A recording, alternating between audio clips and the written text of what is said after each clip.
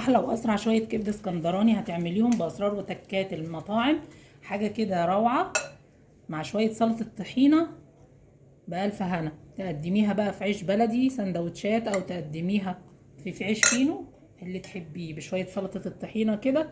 مفيش احلى ولا اطعم من دي اكله تعمليها سريعه وسهله وبسيطه في الصيف ده. هنعمل تتبيله حلوه للكبده: فلفل رومي مفروم، ثوم مفروم، فلفل احمر حامي او بارد مفروم. تبله: كمون، ملح، ربع معلقه صغيره من الفلفل الاسود، كزبره، عصير ليمونتين كبار. اقلب كل مكونات التتبيله كده مع بعض.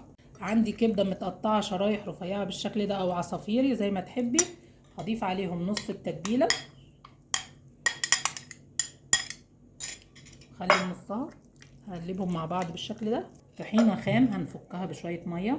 فكت الطحينه وبقت معايا بالقوام ده. اديها نص معلقه صغيره من الملح، نص معلقه صغيره من الكمون، نص معلقه من الثوم البودر، عصير نص ليمونه.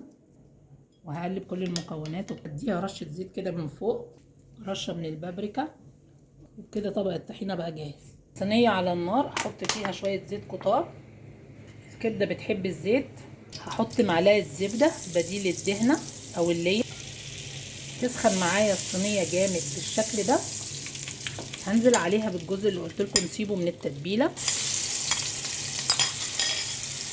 هديله تقليبه واحده كده تطلع ريحته. هنزل عليه بالكبده، عايزين نسمع الصوت ده.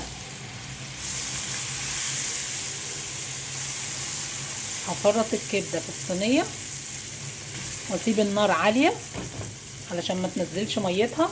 بدات الكبده كده تغير لونها، هديها تقليبه واحده. بعد ما شوحنا الكبده كده وسيبناها 7 دقايق على النار، هنزل عليها بفلفل رومي متقطع شرايح بالشكل ده.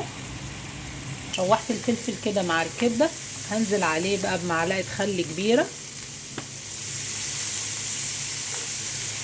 واقلبها واطفي عليها النار.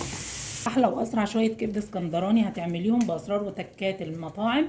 حاجه كده روعه مع شويه سلطه طحينه بألف هنا. تقدميها بقى في عيش بلدي سندوتشات، او تقدميها في عيش فينو اللي تحبيه بشويه سلطه الطحينه كده. مفيش احلى ولا اطعم من دي اكله تعمليها سريعه وسهله وبسيطه في الصيف ده.